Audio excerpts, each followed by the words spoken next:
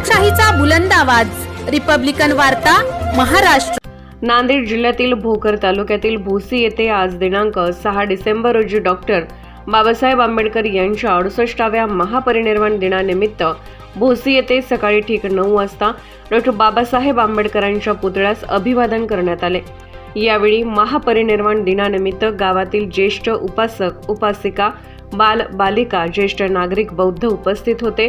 प्रमुख वक्ते आणि प्रमुख मान्यवर यांच्या उपस्थितीत डॉक्टर बाबासाहेब आंबेडकर यांच्या पुतळ्यास पुष्पहार व पुष्प फुलांची उधळण करून अभिवादन करण्यात आले। यावेळी पूजा पाठ करून त्रिसरण पंचशील ग्रहण करून प्रमुख वक्ता संभाजी देशमुख यांनी डॉक्टर बाबासाहेबांच्या जीवनचरित्रावर मार्गदर्शन केले।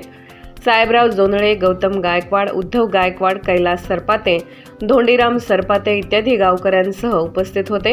या कार्यक्रमाचे सूत्रसंचालन संतोष सरपाते यांनी केले।